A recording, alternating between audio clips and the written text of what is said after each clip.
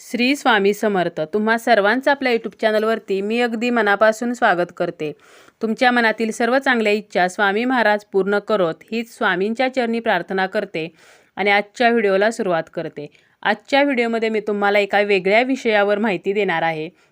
आपल्या सृष्टीचे जे रचनाकार आहेत ब्रह्मदेव, त्याप्रमाणेच पालनकर्ते आहेत विष्णू आणि रक्षणकर्ते आहेत तर ते म्हणजे भगवान भोलेनाथ. तर हे आपणा सर्वांना माहीत आहे आणि त्यापैकीच ब्रह्मदेवांबद्दल काही गोष्टी तुम्हाला माहीत आहेत का की ब्रह्मदेवांनी त्यांच्या स्वतःच्याच मुलीशी लग्न का केले, तसेच या पृथ्वीवरती ब्रह्मदेवांचे मंदिर का दिसत नाही आणि त्यांची पूजा ही का केली जात नाही. तर याबद्दलची माहिती आजच्या या व्हिडिओमध्ये मी तुम्हाला सांगणार आहे. हिंदू धर्मग्रंथानुसार सृष्टीची रचना ही ब्रह्मदेवांच्या द्वारे केली. त्याप्रमाणेच भगवान नारायण म्हणजेच महाविष्णू हे या सृष्टीचे पालनकर्ते आहेत आणि भगवान शिवशंकर हे या सृष्टीचे रक्षणकर्ता आहेत. आपल्या मनामध्ये अनेक प्रश्न आहेत की ब्रह्मदेवांनी स्वतःच्याच मुलीशी लग्न का केलं, माता सरस्वतीने ब्रह्मदेवांना श्राप का दिला, त्याप्रमाणेच त्यांची दुसरी पत्नी सावित्री हिने ब्रह्मदेवांना श्राप का दिला आणि ब्रह्मदेव आणि सरस्वती यांचा नेमका संबंध काय आहे, सरस्वती ही ब्रह्मदेवांची नक्की पत्नी आहे की मुलगी आहे, तसेच ब्रह्मदेवांची किती लग्ने झाली होती आणि त्यांची पूजा का केली जात नाही किंवा पृथ्वीवरती त्यांचे मंदिर का दिसत नाही. तर याबद्दलचीच माहिती आपण आजच्या या व्हिडिओमध्ये पाहणार आहोत. पृथ्वीवरती भगवान महाविष्णू आणि शिवशंकर यांची बरीच मंदिरे आपण पाहतो, परंतु ब्रह्मदेवांची मूर्ती ही भारतामध्ये फक्त एका ठिकाणी राजस्थानमध्ये पुष्कर या ठिकाणी आहे.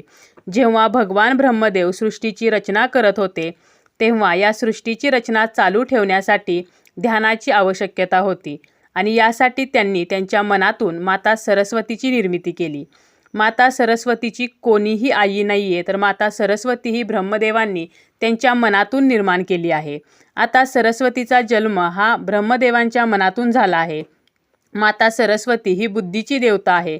ब्रह्मदेवांनी सृष्टीसोबत सरस्वतीची निर्मिती केली, तसेच जीवजंतू, प्राणी, डोंगर, नद्या यांची सुद्धा निर्मिती केली.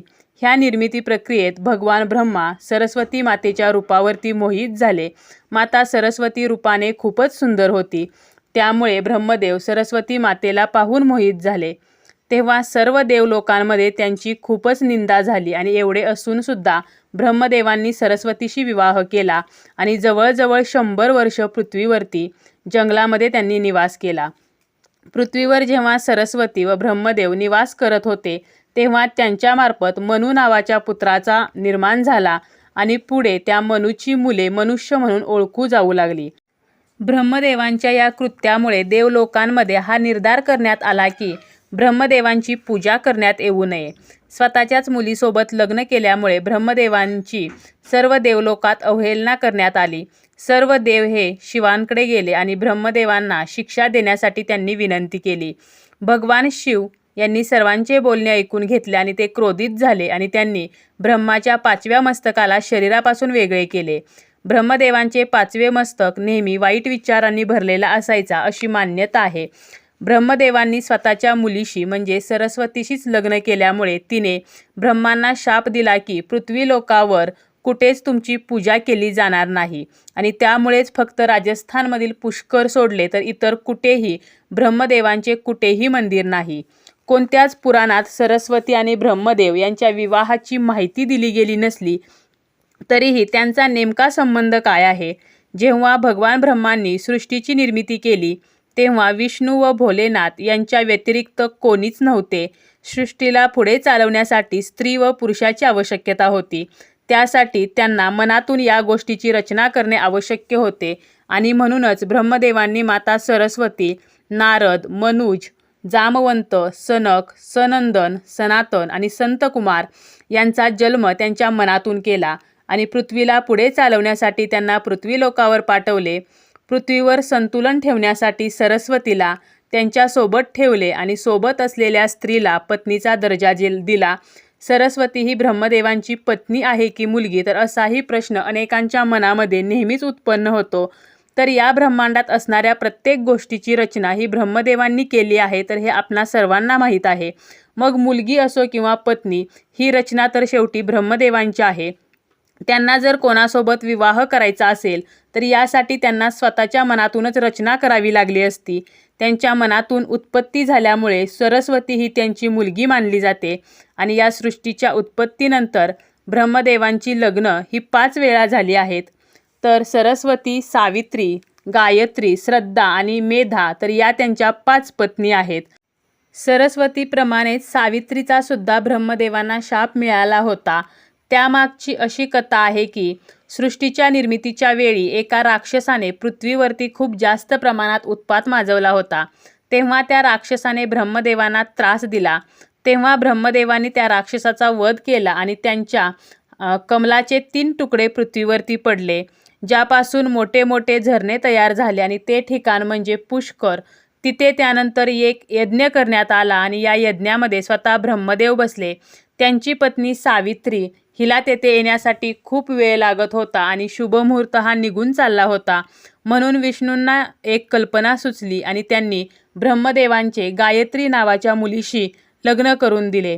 जेव्हा ब्रह्मदेव व गायत्री यांचा विवाह संपन्न झाला तर त्या ठिकाणी ब्रह्माजींची पत्नी सावित्री आली आणि तिने रागाने त्यांना शाप दिला की या धर्तीवर कोणीच तुमची पूजा करणार नाही.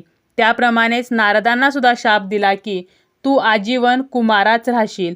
तर अशा प्रकारे सरस्वती आणि सावित्रीचे जे 2 शाप आहेत तर ते ब्रह्माजींना मिळाले आणि त्यामुळे या पृथ्वीवरती कोणीही ब्रह्मदेवांची पूजा करत नाही. परंतु जेव्हा सावित्रीला समजले की हे सर्व विष्णूंनी घडवून आणले आहे तर तेव्हा सावित्रीने विष्णूंना सुद्धा शाप दिला की ते त्यांच्या पत्नीच्या वियोगाने वर्षानुवर्षे तडपत राहतील आणि म्हणूनच श्रीरामांना सीतेपासून वेगळे राहण्याच्या यातना भोगाव्या लागल्या. आपल्याला माहीत आहे की श्रीराम हे विष्णूंचेच एक अवतार मानले आहेत. जेव्हा सावित्रीचा राग कमी झाला आणि ती म्हणाली की फक्त पुष्कर या ठिकाणीच ब्रह्मांची पूजा केली जाईल आणि त्यानंतर ती रत्नागिरी येथील एका डोंगरावर गेली आणि म्हणूनच पृथ्वीवरती फक्त एका ठिकाणी पुष्कर या ठिकाणीच ब्रह्माजींच्या मूर्तीची पूजा केली जाते. सन 711 मध्ये भगवान ब्रह्मदेवांच्या मूर्तीची स्थापना करण्यात आली आणि या अगोदर मूर्तीविना तिथे पूजा केली जात होती. तर ब्रह्मदेवांबद्दल या गोष्टी तुम्हाला माहीत होत्या का? आणि तुम्हाला हा व्हिडिओ कसा वाटला? जर तुम्हाला हा व्हिडिओ खरंच माहितीपूर्ण वाटला असेल तर व्हिडिओला लाईक करा. चॅनलवरती जर तुम्ही पहिल्यांदा आला असाल, तुम्ही जर चॅनलवरती नवीन असाल तर चॅनलला सबस्क्राईब करायला विसरू नका. तर नक्कीच सबस्क्राईब करा.